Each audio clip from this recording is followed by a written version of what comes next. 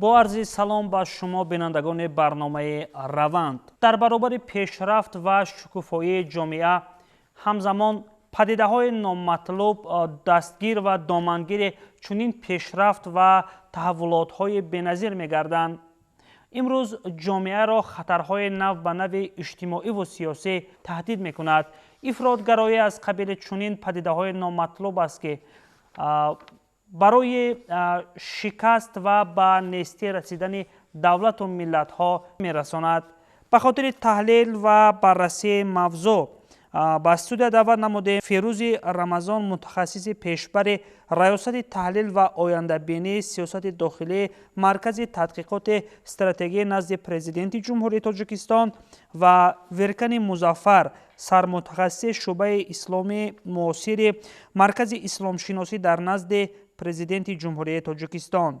شما را به برنامه خیر مقدم میگویم و اطمینان دارم که برای شرح و تفسیر موضوع، شرح و تفسیر مسئله به میان انداخته اندیشه های بسیار سازنده و پیشنهادهای جالب کرده باشید و سرآغاز میخواهم نظر شما را به آن بفهمم که چرا افراطگرایی امروز با شیوه و با نمای نو در جامعه باز ظهور میکند و هرچند علیه این پدیده نامطلوب مبارزه ها زیاد است، مقاومت ها زیاد است، ولی باز هم با یک نماد نو، با یک شیوه نو این ظهورات نامطلوب سر میزند. مرحمت.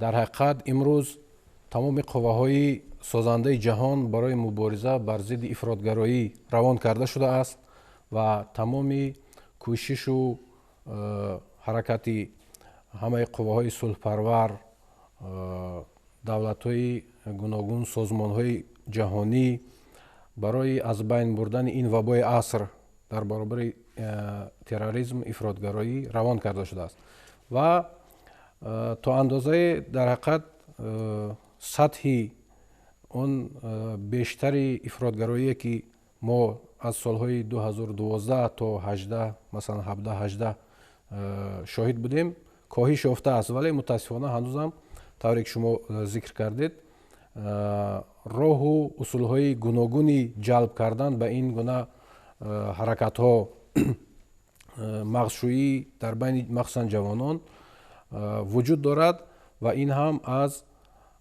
دسترسی خیلی آسانی انسانیت به منبع‌های گوناگون اطلاعات می باشد و روند جهانی شوی، دسترسی به اطلاعات، شبکه‌های اینترنتی، شبکه‌های ماهواره‌ای، اینچنین استفاده بردن از راه و اصول‌های گوناگون تاثیررسانی پسیخولوژی فکر میکنم سبب هستند که بازم با شکل و طرزهای نو کوشش میکنند قواهای بدخواه که همین پدیده در جهان تا اندازه ادامه یابد. در حقیقت هم ببینید مسئله تشکل گروه های تروریستی و اکستریمیستی و خود افراطگرایی این البته بیهوده نیست که وبای عصر مینامند و در همین سالهای گذشته و هنوزم دوام دارد و مخصوصا اگر دقت داشته باشید شما درست قید کردید که با وجود زیاد شدن کنفرانس های بین المللی، با وجود زیاد شدن مبارزه های سازمان های با نفوذ جهانی و منطقوی و یک قطار کشورها، با وجود این همه در برابر این همه مبارزه ها افراطگرایی از خود با طرزها و اصول های نوین در شکل های نوین پدیدار شده استادند که این باعث نگرانی جامعه جهانی است و شما میدونید که تهدید و خطر گروه های تروریستی و اکستریمیستی و عموما تشکل غایه های افراطگرایی در بین جامعه ها این تنها خطر با یک دولت نیست. امروز تهدید و خطر تروریسم و اکستریمیسم و عموما از همه بدترین شکل چیزی که به تروریسم و اکستریمیسم میبرد این خود افراطگرایی است، خود اکستریمیسم است که اون عاقبت نتیجه به تروریسم خشونت آمیز میبرد و اساسا برای тағйир додани идеология, барои мубориза бурдан бо идеология ғаразноки гурӯҳҳои террористию экстремизм имрӯз як қатор барномаҳои мукаммали давлатӣ аз тарафи кишварҳо ва махсусан созмонҳои байналмилалӣ, созмонҳои минтақавӣ яъне рӯи кор омада ҳастанд ва тамоми давлатҳо имрӯз дар пайвастагии якдигар қарор доранд ва чуноне ки пешрои миллат президенти ҷумҳурии Тоҷикистон муҳтарам Эмомалӣ Раҳмон дар тамоми баромадҳои худ марбут ба мубориза бо терроризму экстремизм қайд карданд ки яъне ягон кишвари дунё дар алоҳидагӣ наметавонад ки бо ин зуҳуроти номатлуби аср ба танҳоӣ мубориза барад. Барои мубориза бурдан бо терроризму экстремизм сарҷамии тамоми давлатҳо, яъне дар бар якдигар нишастани давлатҳо ва якдилона яъне мубориза бурдан ва муборизаи одилона бурдан, махсусан бо сарчашмаҳои асосие ки боиси пайдо шудани гурӯҳҳои террористию экстремистӣ мебошад, бо онҳо бояд муборизаи зич бурда шавад. Аз ин хотир мо наметавонем, мутаассифона ҳанӯзам гуфта наметавонем ки сатҳи терроризму экстремизм, сатҳи ифротгароӣ дар ҷаҳон яъне коста шудааст. Мо инро гуфта наметавонем. масалан чӣ омил аст, чӣ омилҳое аст ки як нафар шахсро ба як роҳи ҷаҳолат мебарад, ба роҳи ифротгароӣ мебарад, ба роҳи ифротзадагӣ мебарад? ростӣ омилҳо барои гаравидан ба роҳи ифрот имрӯзҳо аз ҷониби муҳаққиқон таҳқиқ шудааст ва хеле гуногун аст ва вобаста ба ҳар як ҳолати мушаххас мо метавонем омилҳои муайянеро номбар кунем. Лекин дар маҷмӯъ имрӯз шахсан ман ба як хулосае омадам ки омили асосии гароиш ба ин гуна ҳизбу ҳаракатҳо ё ин ки равияҳо яъне ифротгаро шудан омили маърифатӣ аст пеш аз ҳама, яъне надонистани моҳияти раванду ҳодисаҳои масалан сиёсӣ, геополитикӣ ё аз ҳама оддитар надоштани донишҳои элементарии ҳам дунявӣ ва ҳам динӣ, чунки як омили муҳиме ки дар гароиш ба ифрот истифода мешавад, ин омили динӣ ҳаст, яъне эътиқоду боварии динӣ ки як соҳаи хеле нозуки маънавии инсонҳо ҳаст. инро хеле моҳирона дастандоркорон ба истифода мебаранд ва боқӣ омилҳои дигаре ки мушоҳида мешавад ва таҳқиқ шудааст, ҳама сарчашма мегиранд аз ҳамин омили маърифатӣ. аз байни шаҳрвандони ҷумҳурии Тоҷикистон ки ба сафи гурӯҳҳои террористиву экстремистӣ ба ном давлати исломӣ пайвастанд, таҳқиқот нишон медиҳанд ки 80% онҳо маълумоти динӣ надоранд, маълумоти кофии динӣ надоранд. умуман дар бораи дини ислом маълумот надоранд ки дар бораи таърихи пайдоиши дини ислом, дар бораи фарҳанги исломӣ, дар бораи тамаддуни исломӣ, яъне ҳеҷ чиз намедонанд. 80%-ашон. ва албатта дар баробари маълумотҳои динӣ боз маърифати дунявӣ ҳам донишҳои вақте ки донишҳои амиқи дунявӣ набошад, вақте ки касбу кори муайян дар байни ҷавонон набошад, ҳадафи зиндагӣ барномарезӣ карда набошад, масалан умед ба ояндаи нек ва умуман зиндагии худро барномарезӣ кардагӣ нестанд, аз ин хотир ҷавонон зуд ба доми фиреби ин гурӯҳҳо меафтанд. Бояд гуфт ки миссионерҳои гурӯҳҳои террористию экстремистӣ ё сарпарастон дар он ҷо мо онҳоро наметавонем ки бесавод гӯем, чунки дар он ҷо бисёр шахсиятҳои бо таҷриба ва бо донишҳои амиқ ҷалб шудагиянд ки онҳо ба нуқтаҳои заифи шаҳрвандон ва махсусан ба тафаккури ҷавонон таъсири беуста мерасонанд, онҳоро зуд ба доми фиреби худ мекашанд. аз ин сабаб омилу сабабҳои гаравиши ҷавонон ё омили сабабҳои ба ифротгароӣ рӯбарӯ шудани ҷавонон хеле гуногун аст. сабаби асосии ин бемаърифатӣ аст, маърифати пасти динӣ ва дунявӣ. умуман соҳиб ихтисос нестанд, соҳиб кас нестанд. аз суханронии шумо як соли дигар пайдо шуд. ман ба андешаи шумо оид ба масалан омилҳое ё ки омилҳои пайдоиши ин падида ва аз اندیشه های استاد راضیم، ولی اینجا یک چیزی دیگر است که در اکثر موردها یک نفر افراط زده شده است، افراطگرا شده است که حتی عنوان علمی دارد. بله هست. اینو چگونه ما میتونیم تفسیر کنیم؟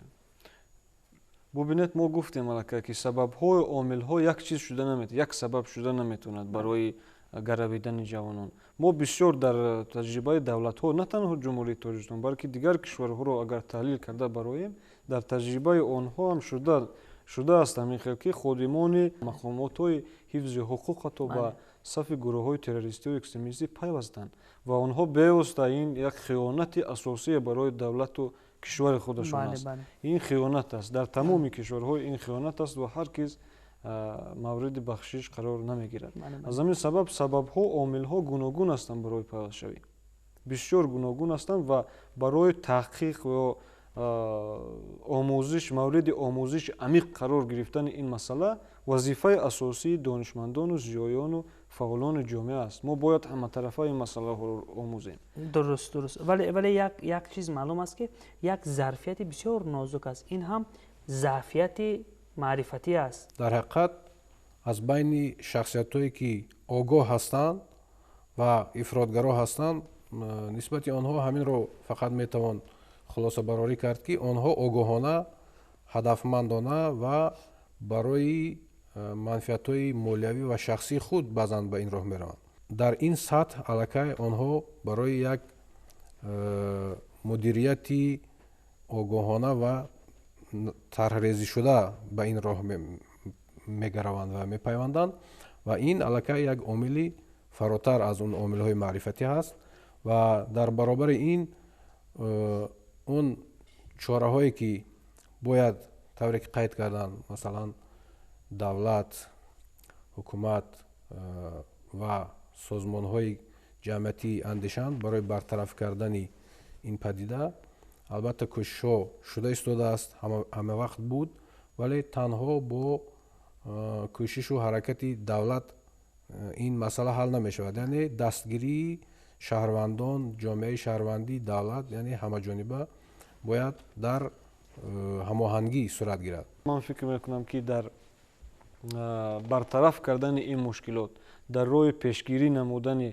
روآوری جوانان به صفهای تروریسم و اکستریمیسم پیش از همه نقش معارف خیلی بزرگ است، خیلی بزرگ است و تعلیم و تربیت والدان هم خیلی بزرگ است. در اینجا نقش والدان هم خیلی جدی است، چون که به این چیز دقت دادن در کار است که تحت نظارت مخصوصا آنهایی که تا سن به بلاغت نرسیدند، آنها باید تحت نظارت والدان قرار گرفته باشند. این برنامه‌های دولتی ما ببینید، ما قانون‌های دولتی داریم، قانون‌های ملی داریم که از طرف دولت و حکومت کشور عملی شده ایستادن، یعنی قبول شده است، اما برای پورا عملی گردانیدن این وظیفه هر یک شهروند است. در اینجا بسیار مهم است که تمام زیایان باید جلب شوند در راه مبارزه بردن با تروریسم و اکستریمیسم.